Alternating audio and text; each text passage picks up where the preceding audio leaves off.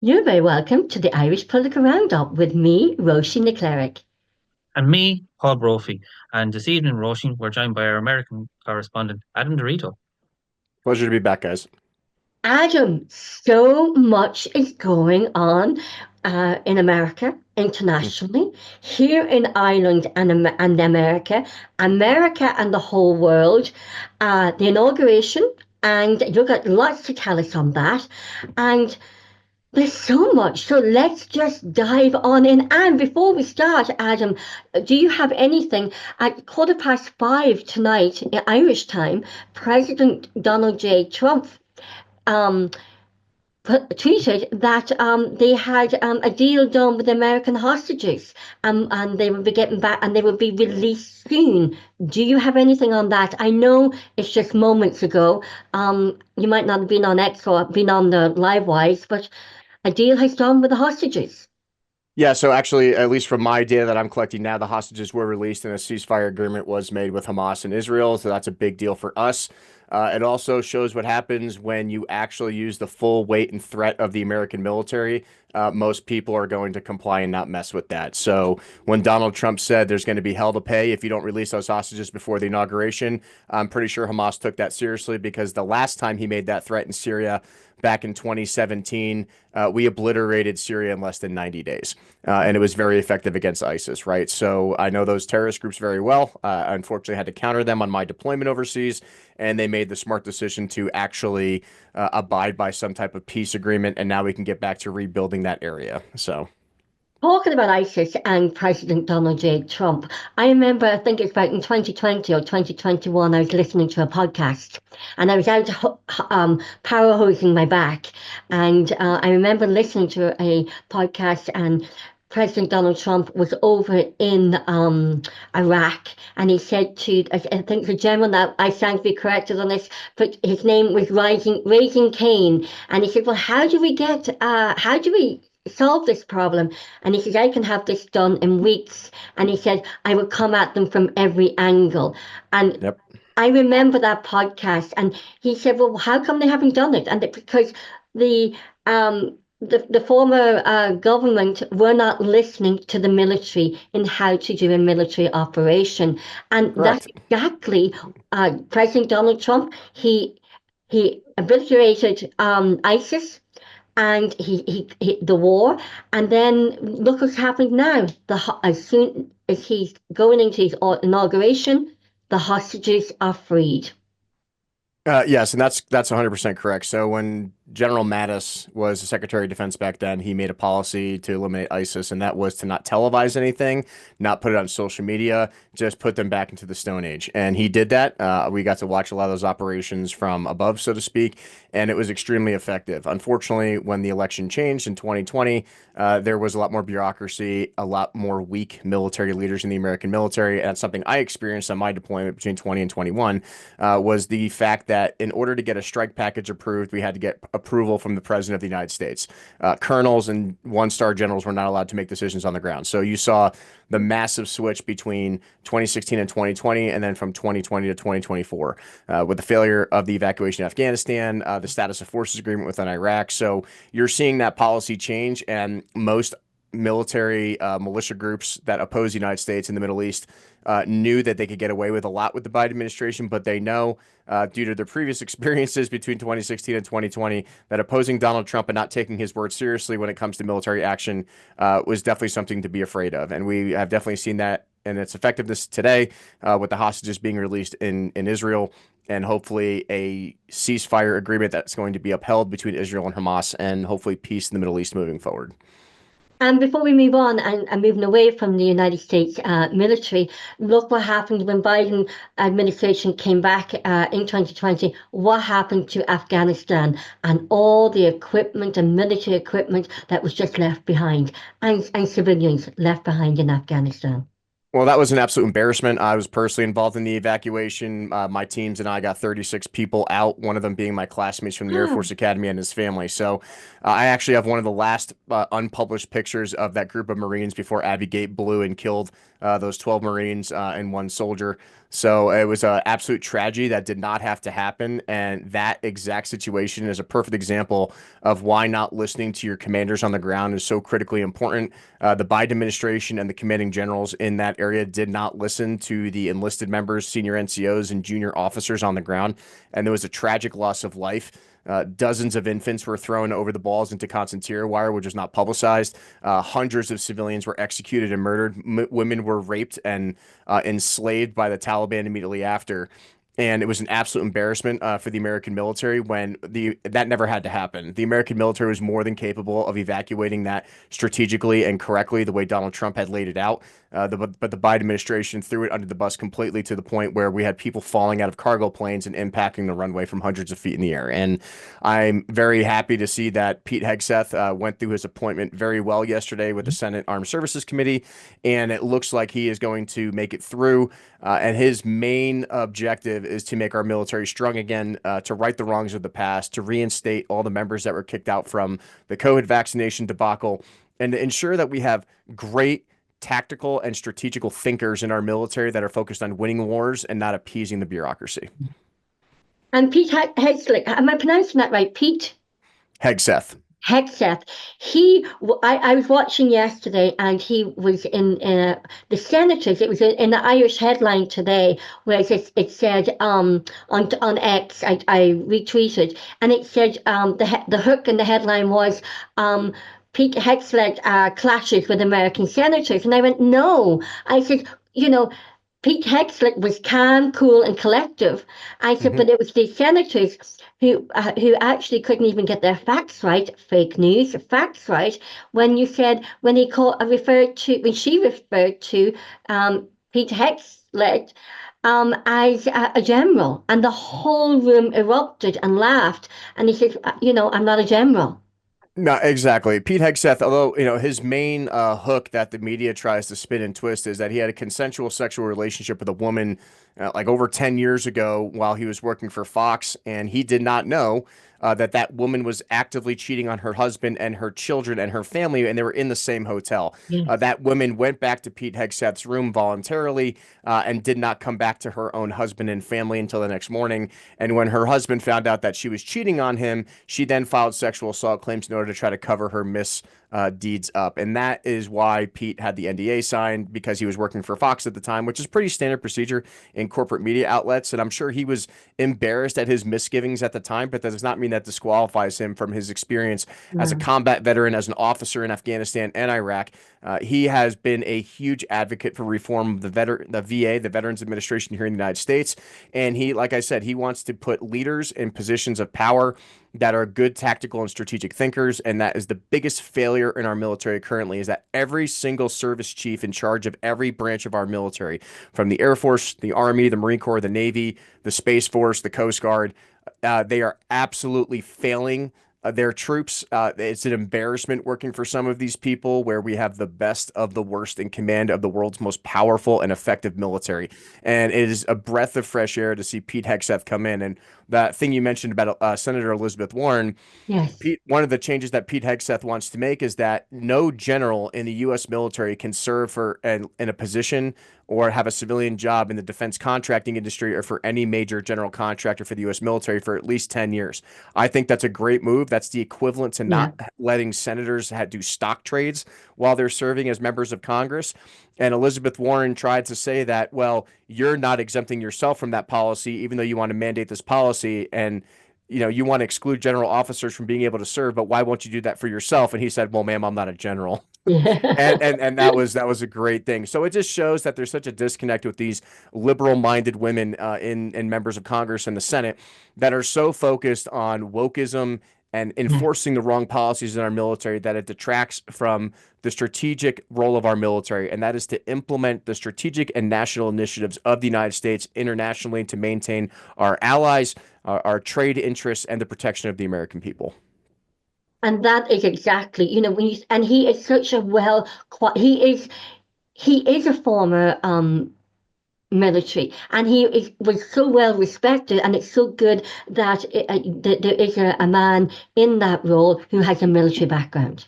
Yeah, and he was a National Guard guy like myself, so it just shows that even whether you're in the National Guard, the reserve, or active duty component, that it doesn't matter where you serve. It's your character that counts. Mhm. And he was, and still is, very respected amongst the military. That's why he has so many members of the military going out and supporting him.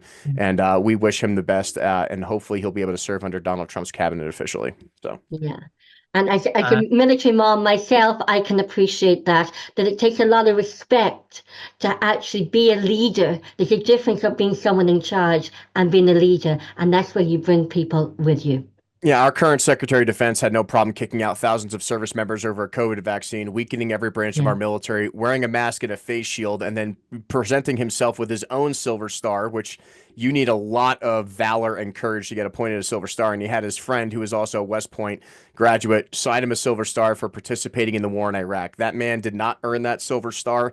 One of my best friends from the Air Force Academy earned his Silver Star because he was killed in action fighting the Taliban in Afghanistan when Secretary of Defense Austin currently didn't even pull the trigger when he was overseas. And it's an embarrassment that somebody of that stature was appointed to that position. And never mind, he was also on the board for Raytheon, which is one of our biggest defense contractors here in the United States. And they propagated unnecessary wars in the Middle East and Ukraine because of that, because it's all about the money. Pete Hegseth doesn't care about the money. He cares about doing the right thing by the American people and making sure that when the United States government sends their sons and daughters overseas, that they're coming home. And that is what's most important to us as service members. Yeah. And to the service members' families as well. Mm-hmm. Absolutely. And Adam, we mentioned Pete Hegseth, of President Donald Trump's other cabinet picks. Have they all gone through the process? I know, for example, Robert Kennedy Jr. is President Trump's selection for Health and Human Sciences. Yeah, so we're going to see what those those Senate appointments go through. They're going to get raked through the coals first. Obviously, Pete Hegseth was first up on the list because that's the most important position to fill right now as the Secretary of Defense. So we also are hoping that a lot of these Senate confirmations are going to go through. It's definitely going to be a fight. There's a lot of people who oppose RFK, but this is the reason why they're fighting these people so much in these appointments is because these are the right people we need in government. They're not beholden to the system or the swamp, as we like to say, and we need these people to come in and retroactively go back, change all these policies, make America great again, bring back the American public to make sure they have control over their government, and ensure that we have officers and positions in the Trump administration that are here to serve the American people and not themselves. And that has, unfortunately, has historically been the background, that we have self-serving interest in Americans that are more worried about money and scamming the American people. And we just need a complete revamp of the government at this point. Yeah, and it was very interesting during the presidential election, shortly after Robert Kennedy Jr. Dropped out to endorse the now incoming president Donald Trump. He said, "I'm going to let Bobby run wild in health and human services." Yeah, the only thing he wasn't allowed to touch. Yeah, the only thing he wasn't allowed to that. touch was oil and gas. That's the only thing he wasn't allowed Yeah, to touch. yeah, which is an area you know a fair bit about as well, and we'll definitely get into Is that during because, the course sorry, of the Paul, program. is Sorry. that because President Donald Trump wants to drill a baby drill? Yeah, and RFK is against it because he doesn't understand fracking technology and the revolutionary changes we've had in the industry, which is fine. You know, he was an environmental lawyer for decades, so I understand that perspective, so he's like, yep, you can go fix the entire health and human services system, but you're not touching our energy industry, and I think that's a fair compromise. So So before Adam, we, sorry. we've got so much to say to you. Look, we're fighting over. Paul, go ahead. Yeah. Sorry, my apologies. And Adam, President Trump will be inaugurating officially on the 20th, which is this coming Monday. You're going to be there Yep. for the whole which is fantastic. As you said, off-air lobbying season starts now. So for our viewers here in Ireland, what exactly is going to happen on that day when the new president is inaugurated into office? Yeah, so there's a lot of events going on to that. There's a ceremony at Arlington Cemetery when the commander-in-chief officially takes over for the U.S. military, which is very good for us. I'm very excited that I was honored, given the position, to actually attend that. Amazing. It's a private event, so that's going to be great. But that is heavy security. The entire city is locked down. There's about a 3-mile security cordon, so hopefully everyone who's going has comfortable walking dress shoes or an extra pair of sneakers, because walking around DC for miles, getting through all the security checkpoints, obviously there's more scrutiny on the security due to the 2 assassination attempts on Donald Trump. So there's going to be a lot involved in that. So that's why the only people who got tickets were already vetted for security clearance, and they already did background checks. So the people that are actually going to be in DC at the time are not just going to be random people. The random general public will be able to stay back way far. But pretty much everyone who's close up to the inauguration has been security background checked and is vetted through the Secret Service before being allowed into DC. So. And Adam, you got a personal invite. We must actually tell our viewers that you have a personal invite to the President Donald J. Trump's inauguration. Yeah, it was an absolute honor. I mean, I did a lot of work for his campaign in the background this last election season with the America First Veterans Foundation, with the podcast I run, with the Common Sense Network, with the Dark Saber Project and Tuxes and Tomahawks. And Donald Trump definitely knew about who I was, maybe not directly personally. I haven't met the man one-on-one yet, but a lot of his constituents that I work with in the background knew who I am. And they said, this young veteran is out there advocating for Donald Trump in the veteran community. He's constantly talking positive things, and the funny thing is they always screen your social media. They'll check your phone number, they'll check your social media, your Instagram, your Facebook, your LinkedIn, everything, to make sure that you're not a so-called Democrat mole, right? So when I was told by the Colorado Republican Party that I was granted a ticket for the inauguration, it was a distinct honor and definitely a once-in-a-lifetime opportunity, and I'm really excited and honored to be able to go. It's amazing, and I hope you have a great time. Adam, I'm hearing, I don't know if you're hearing it, that an awful lot of the Trump MAGA commentators and people are saying that President Donald J. Trump may not attend his own inauguration in DC. It may end up going to a secret location for his safety. Are you hearing anything about that? That's not how Donald Trump rolls. He's 100% going to be out in the open and pretty much dare someone to shoot at him again. That's just the type of person that he is. It's not going to be held in private. It's a very public event. He will be there. He will be present. And I'm not concerned about them having a private event. So. Brilliant. And there's going to be a lot of changes. And when you think that America has been on the international headlines, not just about the inauguration, but also from the Gulf of Mexico to the Gulf of America to the Panama Canal to Canada and to Greenland. So much to talk about. So we'll let you start there. Where do you want to start? Maybe even if we go from south to north, that might be the best way. The Panama Canal. Tell us about that. So the Panama Canal is probably the second most important strategic port in the world, next to the Suez Canal. And it is something that our country built, killed 24,000 Americans building it, spent billions of dollars equivalent to today's money. And we gave it away for $1 to the country of Panama as some kind of weak compromise under Jimmy Carter back in the day, even before, I was even cognizant enough to know what was going on. And this was a failure in diplomacy at that point in time. That's why Jimmy Carter is considered a failed president here in the United States. And the problem with the Panama Canal is they charge hundreds of thousands of dollars every day per ship for those ships to pass through. And we as Americans are paying those, especially since so many companies use it to go from Florida to California, right? Otherwise, you have to go around the entire continent of South America. So from a strategic supply point, it is extremely important to maintain influence in the Panama Canal. And although for the past couple decades, it's been going okay, the biggest threat and the biggest reason why Donald Trump wants the Panama Canal back to now be the America Canal, as we have come to understand, is because the Chinese and the Russians are maintaining control and charging extra tariffs on top of that. So we are actually, as American taxpayers, through our goods and services that we buy through the Panama Canal, are paying the Chinese government to use something that we built. And this is something that has disadvantaged the American economy for a very long time, and also affects, our partner trade groups with Mexico and Canada as well. This is not just isolated to one country. This is isolated to any country that uses the Panama Canal. So from a strategic perspective, it is extremely important to regain control of the Panama Canal or come up with some kind of tariff and trade agreement with Panama that benefits the American government and the American military more, because we need the Panama Canal for our American Navy as well. And any threat to our military and our ability to move freely throughout the world is a direct threat to national security. And I believe that is one of the main reasons why Donald Trump has presented the solution of regaining control of the Panama Canal directly or working directly with the country of Panama to maintain the primary area of influence through that strategic point. Because Adam, I was watching President Trump's um, press conference, and he said that they're now the Panama Canal is in need of a lot of upgrading in the region of $3.5 billion dollars, and Panama are coming to the US here. Will you help us? Fix this. And Donald Trump is probably just saying, "Hang on a minute, now you're looking for this, and you're getting ripped off." I think that has to stop.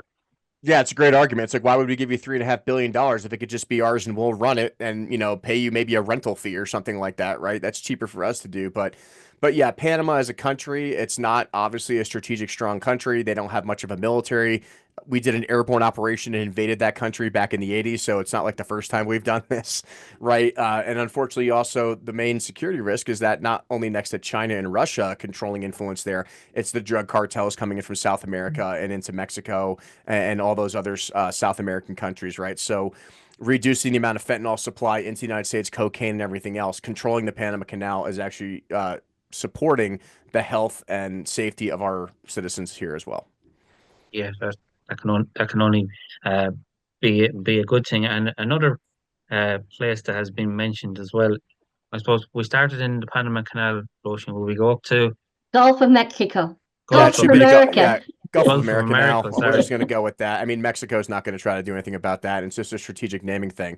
Also, there was some rumors about, well, the Obama administration banned all offshore drilling in the Gulf of Mexico. So if we just rename it the Gulf of America, then all those contracts are null and void, and we can go back to drilling for oil and gas in our own strategic waters, right? But same thing. The Gulf of Mexico is strategically important to our shipping industry, our fishing industries, and everything else. And I think it's even though it's a little bit of like a punch in the gut for that area, it's more or less of like, this is about American pride. This is about something that we run. This is something that we pay for. And if that's something he strategically wants to rename, I guess it's probably the least invasive thing that he has proposed is just renaming something versus taking it over entirely, right? So Yeah, absolutely. But it makes sense because it covers all the part of America. It doesn't correct. cover It's the not the Gulf of United Mexico. States of It's America. America. It's the Yeah. Gulf of America, which is South America and North America, right? So, Wow. So Canada next, Adam. Yeah, the 51st state, Canada. Yeah. Canada is actually our biggest trade partner, especially when it comes to oil and gas. We get a lot of our so-called foreign import oil and gas, especially a lot of the heavy tar sands oil, which is responsible for paving all of our roads. That's something I do directly here at the refinery in Colorado, is we refine Canadian crude oil into asphalt to make and pave our roads because we don't have that type of heavy oil in the United States. We have what we call light sweet crude, which is great for making diesel fuel, jet fuel, and gasoline, but it's not so great for making asphaltine products. So that tar sand oil is critical to repairing the roads and keeping the American infrastructure. Also, they have a very weak government. Justin Trudeau just had to resign, to those positions. And there's a lot of people who are unhappy with the way their healthcare system runs. It's kind of what you deal with in Ireland, where you have free public healthcare, but that also comes at a high tax rate. You're waiting months to get doctor's appointments, and this is the argument versus free enterprise in the medical industry versus state-controlled government healthcare. And I can tell you, as a member of the military, I wouldn't even remotely go close to government healthcare because I'd be waiting years to get surgeries or anything else versus using my own private insurance, and that's just freedom that we enjoy in America of having capitalism and things like that, is having that free choice to do what we want at our own expense. Whether they actually decide to do that or not is debatable. I don't think we're actually going to force Canada to become the 51st state. I think it's more or less of, there's a lot of Canadians who are fed up with the Canadian government. And also, like 80% of that country is just vacant Arctic tundra. You know what I mean? So it's really only the southern part of Canada that's really populated, close to America anyway. And they just hop across the border to New York or North Dakota whenever they want anyway. So I think for Canadians, it would be a great strategic move. It would only empower the United States to have more trade and control. But I think a more likely solutions, I don't think they're actually going to get statehood, so to speak. I think it'd be more or less like the territory of Puerto Rico or Guam, where they would be a recognized territory where they'd have the benefits of some of the United States individual states, but they wouldn't have full voting power or electoral votes for presidential elections or things like that. I think that is a much more likely outcome, is that they become a U.S. territory, not necessarily a U.S. state. Yeah, and the leader of the opposition in Canada, I think, is Pierre Perot or something. I could be pronouncing his name correct incorrectly, but he said, like, Donald Trump by nature, he's a deal maker, he's a businessman. So Mhm. look, he said he wants to put America first. I want to put Canada first. So there's definitely a negotiation ready to kick off there. Well, that's what Donald Trump is really good at, is negotiating trade deals. And, Mm. do you want to pay a 200% tariff on all your goods, or do you want to work with the American government and not screw over your fellow Canadian citizens, right? So we kind of seen that all around, whether it's Hamas in Israel, or whether it's, the Gulf of America or the Panama Canal. As I think, although it sounds very boisterous to say we're going to invade, Canada, we're going to invade the Panama Canal, we're going to invade Greenland. That's not realistic. That's just how he talks. I think it's more or less of, we are going to make trade deals that benefit America and strategically support your country, but we're not going to be taken advantage of anymore. And I think that's more or less what's going to happen in the end. And there's so much, you mentioned Greenland, so much talk about Greenland. Let's bring it. I tell you, people now are going to want to get on the plane and visit Greenland, because it's probably been in the news and on everybody's lips and every journalist's lips more than their own country. So, but Greenland is very strategic. It's closer to America than it is even to Denmark. Yeah, and actually, Greenland's a more likely of actually becoming a state, theoretically, if it did that. The people of Greenland are fed up with the Denmark government and how they're treated and how they're tariffed and taxed, because they're an independent territory that's under the control of the Denmark government. But Denmark does not provide any actual military strategic protection in Greenland, and the United States Navy would. We also have several bases in Greenland already. Yes. We use that for a lot of our military resources, our early missile warning systems, and things like that. So there is much more of an incline for the people of Greenland to vote themselves in as a state. That would definitely benefit the United States, especially from a military strategic standpoint, to counter Russia and China, and also their vast resources for minerals. That would bring a lot of wealth to the people of Greenland in terms of lithium ion mining or oil and gas production and things like that. And I would say it is much more likely for Greenland to want to become a state on their own, or, like I said, like with Canada, more or less a U.S. controlled territory.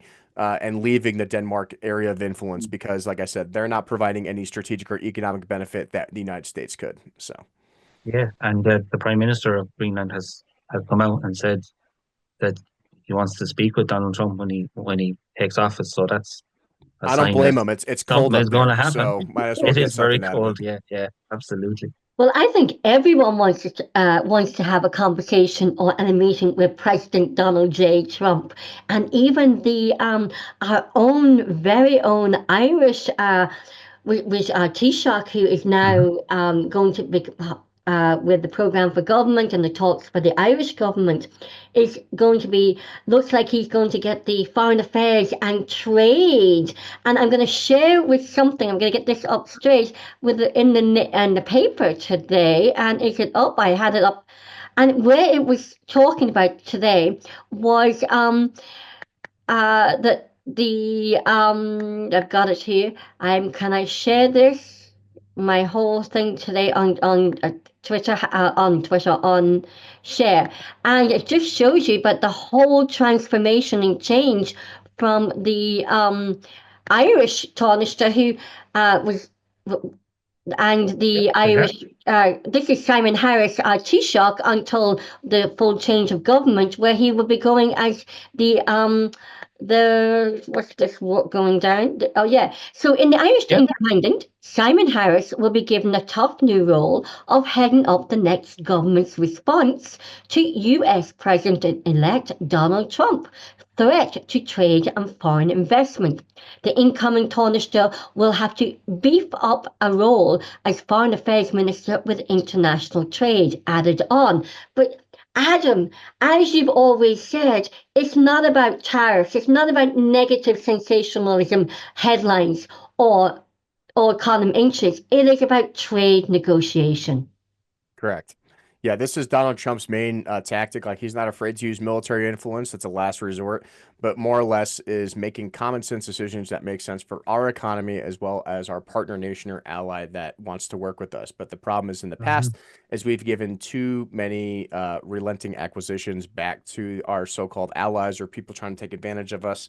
And that's because we have selfish politicians that have served. You know, they're getting backdoor payoffs, they're getting election contributions and things like that. They're focused on themselves, not the American people. And what we're seeing now with Donald Trump, especially involving in Europe and Ireland and all these other strategic partnerships, is that we're more willing to come back to the negotiating table, renegotiate these trade deals, make sure that it's fair for everybody. And if you want to work with us, we'll make it as beneficial for you as possible. But if you don't want to work with us, you want to try to take advantage of us, that's where the tariffs would come in. That's where military intervention would come in, etc. So. But it's also about negotiating and showing respect. And it's, as somebody, when we were doing our own general election candidates, and I was asking them what, will you work with President Donald J. Trump? They all said yes. And it's all about showing respect to President Trump and his administration and his teams. And it's also about really the world has been quite disrespectful to the Trump administration from 2016 to 2020, and then when he's left office. And it's about really our own countries. We should be manufacturing everything here in Ireland. It's common sense that the President of America will ensure that he brings back manufacturing back to his country. That is what's making what his people want, improving the economy, and also bringing jobs and employment. No, absolutely. And that's something that we've been focusing on, especially with the whole HB1 visa argument, is that we have fired a lot of American workers because they cost too much money. And as a result, we've had immigrants take advantage of that system and come in where American companies are paying these immigrants way below what the American worker normally makes, and they're undermining the American economy. And that might be good for the politicians and that might be good for the business owners, but that is not good for the American people. And yeah, it might cost a little bit more product wise, but over time, as the establishment of those manufacturing bases increase again, we're bringing back more car manufacturing, more quality cars, things like that, because we're known for making cars per se, that it'll actually level itself out. There's always going to be a higher cost up front. And a perfect example of this is the company Stellantis, right? So Stellantis came in and they bought out Fiat, Peugeot in France, and also Ram, Chrysler, and a lot of these other big American vehicles that have been made in America for decades. And they came in, this French guy, and he basically made the cars cheaper material wise, and they're not as well made as they were when they were in the United States, in order to cut the cost of the manufacturing and cut the cost to the workers. And as a result, he's overcharging for these vehicles with a much lower quality product. So it just makes sense that he wants to bring back American quality made vehicles that are going to be shipped elsewhere. And like I said, they're charging 115,000 American dollars for a Jeep Grand Wagoneer, when in the past that vehicle did not cost that much, and they're made out of plastic now. They're not even made out of metal. Right. So what are we actually charging for it? That only is increasing the bottom line and the profits of the company. It's not increasing the consumer quality of these products. And I think, we need to get back to being making American-made quality products that the world benefits from, and employing distributors and everywhere else internationally where they can be made. A perfect example of that is the F-35 fighter program, right? We don't make everything for the F-35 here.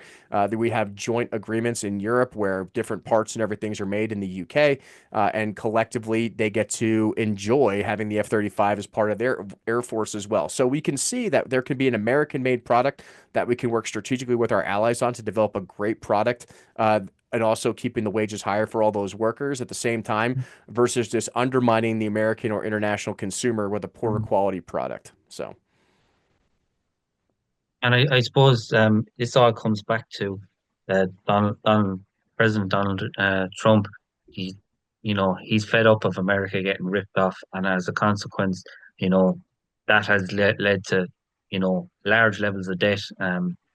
Accruing in the United States. So all these different initiatives, Adam, are about trying to bring down that big debt burden that they have, and as you spoke to us before, there's a lot of waste that goes on, say when there's deployments abroad, military equipment left there worth billions, stuff like that. So Yep. there is a lot of wastage in the system, and Elon Musk is heading up the Department of Government Government Efficiency efficiency. to look at Yeah. all those things. I can't wait till he comes in and fires half the federal government personally. Our government has such fraud, waste, and abuse in it with the amount of money to be paying these people. But also, it's a good drawback to what China is doing. Like, China is manufacturing electric vehicles in mass. They're very cheaply made. They're very poor quality. They are completely destroying their environment with their poor mining practices because they don't have to abide by federal environmental regulations over there.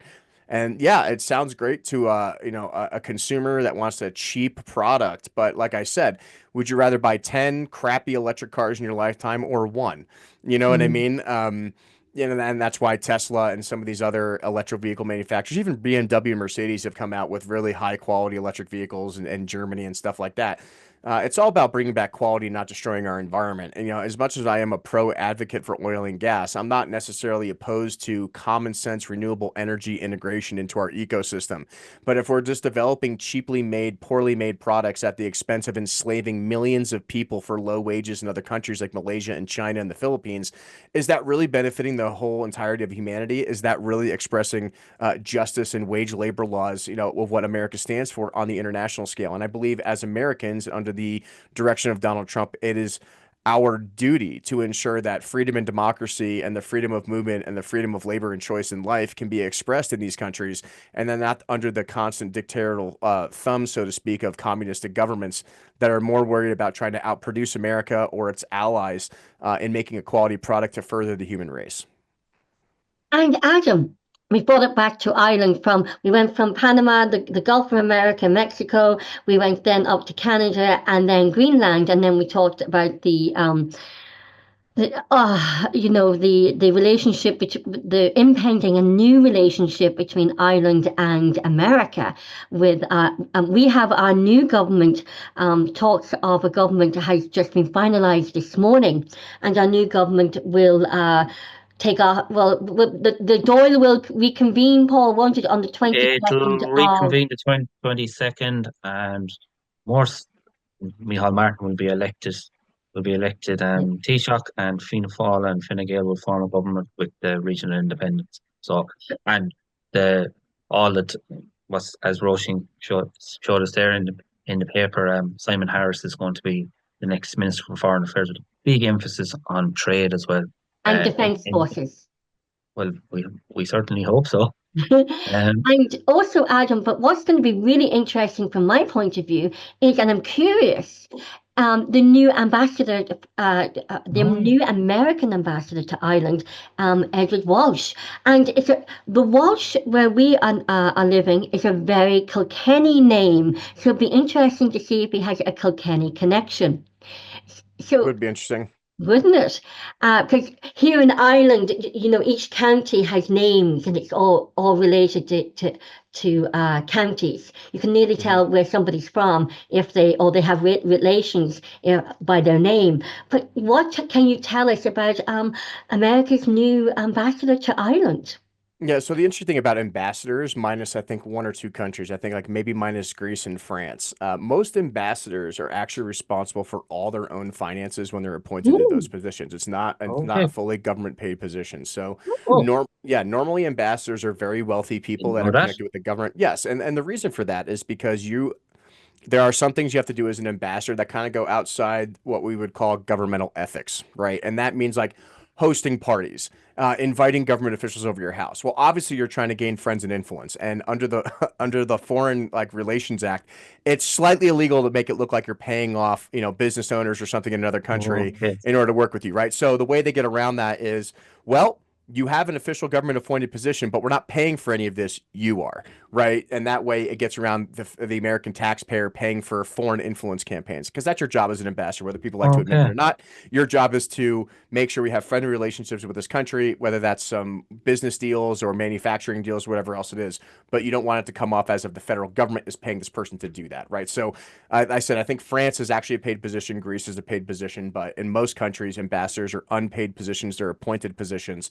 And Mr. Walsh, he's actually from Morristown, New Jersey, very close to where I grew up. He's grew up with the Walsh Company, which is a major construction company in New Jersey. So he's a very wealthy business owner in the state of New Jersey. He also is a massive philanthropist. So he has given out millions of dollars to college education funds and things like that. He ran the New Jersey School Development Authority, which basically revamped how the education system worked in the state of New Jersey. So, you know, he does have an Irish background. Obviously, he has an Irish family. And since he is an extremely wealthy and successful business owner, he was very well connected with Donald Trump from Trump Bedminster in New Jersey, which is one of his golf clubs. So yes, it was a definitely positive business connection. But once again, Mr. Walsh operates under the same principles that Donald Trump does, which is probably why I got appointed to that position, which is working in business deals, trade deals, and everything else, like construction, manufacturing, making those deals. So he has a lot of business experience with that. And it's good to appoint people in ambassador positions that have that kind of business experience, because that is what you're doing in other countries as an ambassador. There's different types of ambassadors that might be appointed for military strategic goals, like Saudi Arabia, for example. We're not going there to influence their economy. They're all billionaires, but they don't have a military, right? So we might send somebody over there with military experience, a retired general, to be an ambassador, because that's the strategic goal of that area. But for people like Ireland, you know, France, Italy, Germany, things like that, we want positive, prominent, successful business leaders in those fields in order to increase those relationships and trade deals. And that's exactly who Mr. Walsh is from the state of New Jersey. I believe he's going to be a great addition to the Trump administration and a really positive influence for the country of Ireland. And a great golfer too. Yeah, they're all golfers. I mean, you got to, one thing in politics is if you don't know how to play golf, you better learn. And that's one thing I have to play catch up on now, is relearning how to play golf again, apparently. So, Well, I Exactly. wonder, does Simon Harris play golf? I don't know that answer, Paul. Do you? You're a golfer, Paul. I am, yeah. Whether that's any good to anyone, I don't know. But I know Simon Harris's colleague, or former EU commissioner for trade, Phil Hogan, is a pretty good golfer as well. So I'm sure Phil Hogan will be playing a couple of rounds of golf with our new US ambassador to Ireland, Edward Walsh. And I would imagine that the American ambassador will be down at Doonbeg Golf Oh yeah, and Hotel, which is yeah, owned probably by all the time. President. Yeah, yeah. Yeah, And that's where business deals are made, as on the golf course. yeah. So, exactly, yeah. And golf. And Adam, what I found interesting, if we were talking earlier about President Carter, Jimmy Carter, and his funeral was this week. And what I found interesting was, and everyone was talking about the conversation between President Trump and Obama. And also, what I found interesting was Michelle Obama was not in attendance. yep, she didn't show up, and it's really funny because it looked like Obama and Trump were having a great old conversation, and they completely ignored Kamala Harris, which makes it even funnier.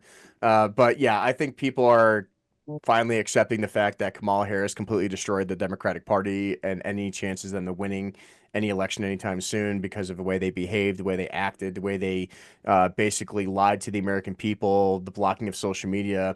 And that's something we're seeing change now. Even Mark Zuckerberg came out on Joe Rogan the other day and stated that he's going to be taking away all these fact checkers and everything else. I mean, I'm a product of that. If you look me up on Instagram, you won't find me. You have to type in my username exactly, because I was shadow banned for speaking out against the Biden administration, right? So we supposedly have, free speech here in the United States, but not so much. I mean, my account was banned.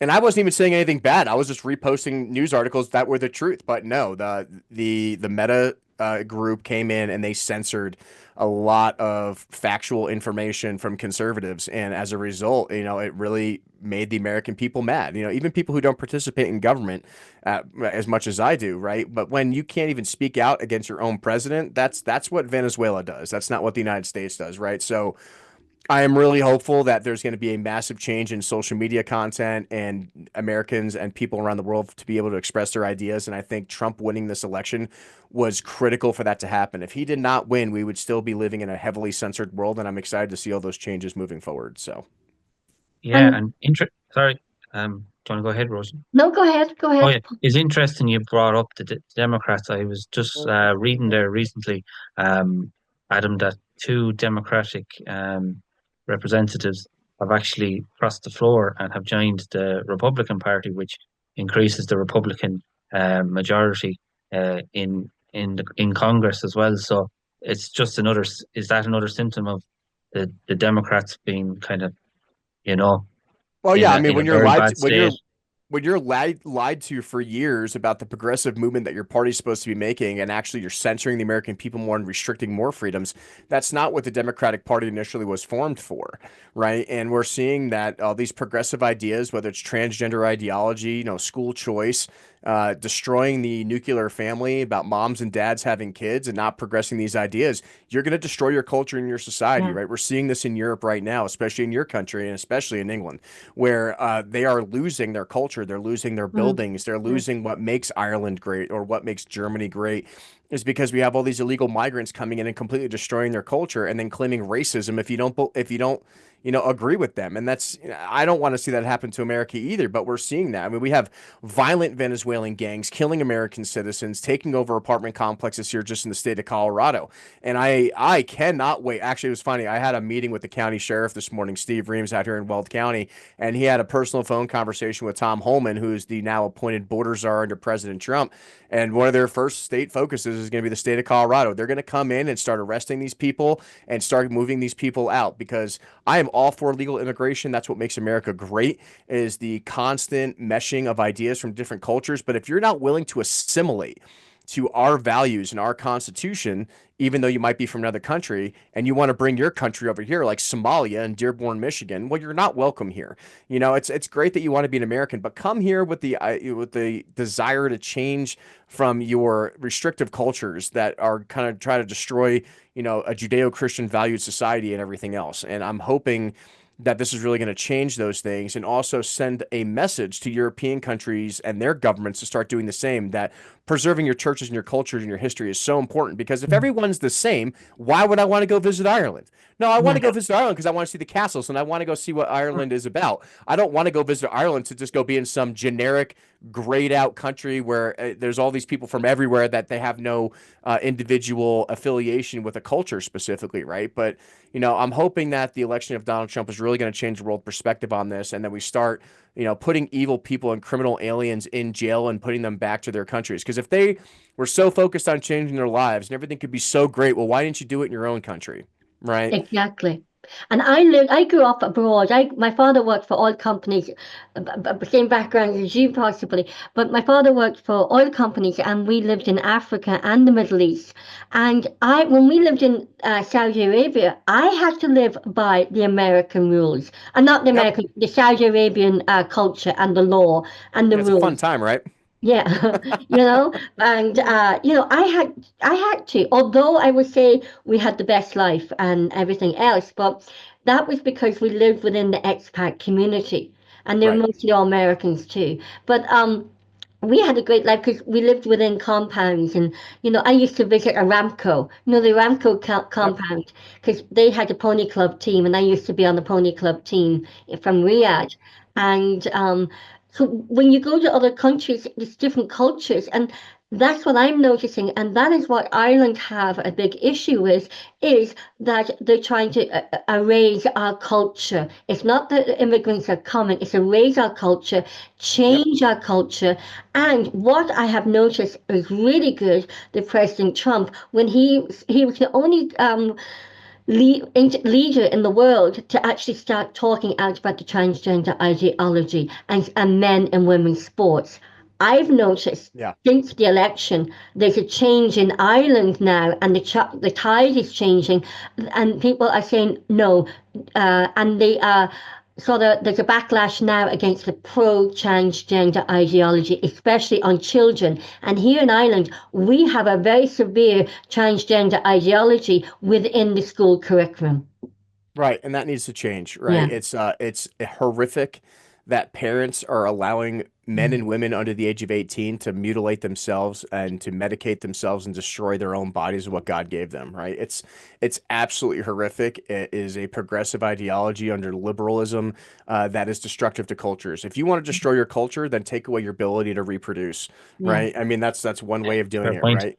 Right. And it's let's be honest, the only people that are going to further a nation are conservative Christian families that are having children. And that's how Yeah. most of Ireland and England and the United States has survived throughout hundreds of years, is that rooted foundational religious people who are going to further the ideas of the Constitution or the governing authorities of that country. That is the only way that your country will survive. And if you allow other people from evil beliefs or anything else to come in and change those ideas, whether it's atheists or anything else, right, you are going to erode your cultural foundations, what your country was founded on. And that is not what we're trying to do. Mhm. And I'm hoping that people are not going to be afraid about being blocked out on social media now. They can come out and speak their things and they can have these debates. And yeah, it's unfortunate. It is a mental health issue, right? This is something that's under the DSM-5 that, this is gender dysphoria. This is a mental condition, and we need to get those people help. And we need to make sure that there's good parenting classes and learning how to raise kids. But, we should be out there having kids and having families and enjoying our cultures and traveling and doing all these things. But we can't do it if you're eroding the basis and the foundation of what your country was founded on. Exactly. And when you think about it too, the family values, Hmm. family values has been bit by bit taken away from society and family life. And I think the whole world, especially in Ireland, I do see that people are now saying we want to bring back family values. And that happened in our referendum earlier this year. The Yeah, government spent it's true. 20 million euros in trying to take the word woman and it out of our constitution. And the whole country said no. And the government got it Great. wrong. And the media, they didn't Completely read wrong. the room. Yeah, no, that's great. And hopefully it encourages that your citizens in Ireland are actually going to start voting out some of these elected officials that have had these progressive ideas. We're starting to see that change. Like we've seen it with Yeah. Donald Trump. We've seen a lot of great conservatives be elected, but the fight's not over. Just No. because we won this election barely, right? And people say it was a landslide. Yes and no. But when you get down to the county commissioner level or the state level, right, it was a lot closer. And some of them we did not win. I will tell you that in Colorado, it's a massive problem right now. Is yeah, Donald Trump might have won the presidency, but that's not affecting my local state taxes and policies and school boards, right? And so this is something we're dealing with now, is that we are having reorganization meetings here in the state of Colorado for our Democratic and Republican parties. We need to elect new leadership into those small state sections, because if we do not, those progressive policies that are affecting the family structure, that are affecting kids and families in our local economy, which is what actually affects my daily life, is going to be completely eroded, right? And that's what people need to understand. It's great that Donald Trump got elected, but Donald Trump's not coming to have dinner at your house. Right. Mm. It's your local county commissioners, your local sheriff's offices, your judges, your school boards, and that's what's important. And that's what, as a president of the America First Veterans Alliance here in Colorado, I fully enforce good, ethical, moral people to run for these small offices in their local towns, to be town mayors, county commissioners, everything else. Because if we don't fill those positions because we say we're too busy, that we have to take care of our kids, or I have a job, then you're allowing the best of the worst of your society to run for those positions, because to them it's just a game and a position of influence, right? And they will raise your taxes and they will destroy your kids in school with all these transgender ideologies. And we're starting to see the backlash of it now. And I fully encourage, even in your local areas in Ireland, is that if you are upset with your government and that things aren't going your way, then you need to run for office, even if it's at the lowest level possible, because you are the ones that are going to make those positive changes in your government. It's not going to be your prime minister. Exactly, Adam. And Would it be something that would ever interest you, Adam, running for a position like that? Yeah, so I've been asked here recently. Actually, I got off a phone call right before I got on with you guys, where I'm Oh, being brilliant. asked. I am being asked because I also said this. I would never ever run for office because I want to. I don't want to run for office, but if my local community asks me to because they trust my leadership, then I would do it as an act of service, just like when I joined the military. I didn't join the military really because I wanted to. I joined the military because I felt like it was a service obligation to a country that's given me so much in my life. And I am considering running for some local positions here in my state, Brilliant. and we will see what happens. And if that goes well, maybe things will progress on over the years, and I'll move up the ladder, so to speak. But I'm only doing this out of service. But like I said, family and children will always come first. I think that's what a lot of elected officials forget. And that's definitely first on my priority list, is to raise a family and get married again. So everything else will come after that, because family always comes first. But if I can make a positive influence in my local community and do the right thing and hold people accountable, then that's what I'm going to do. So. So Brilliant. you served your country, Adam, and now it's time to. You served your country with such pride, dignity, and honor and integrity. Now it's you're turning to serve your people and in your local community. Yeah, I hope so. Like I said, I'm going to be a commissioned officer here in the Army here in the next few months. So not only am I still serving in the reserve as an officer, and I'm indebted to the men and women under my command, but I also apparently am going to be doing it here on the local scale too, while I try to pass bills on the federal side with Donald Trump's administration. So I just have my hands in everything here, and it gets a little overwhelming. And my fiance gets really mad at me when I'm always on phone calls with these people. But I promise, I'm like, this is because we're doing the right thing, right? So. So, Adam, you talked about lobbying. So, Mhm. and you are, we mentioned at the beginning of the program about you've been invited to the inauguration, and you've been Yes. doing a lot, and this is the time where a lot of lobbying is going on. So, can Mhm. you tell us what will you be lobbying, and would it be the DeRito Act and anything else that you'd be lobbying for? Yeah, that's a great question. So, my primary focus this year in the National Defense Authorization Act, which is the primary funding bill for the military every year, is to get the DeRito Act added as an amendment to that funding bill.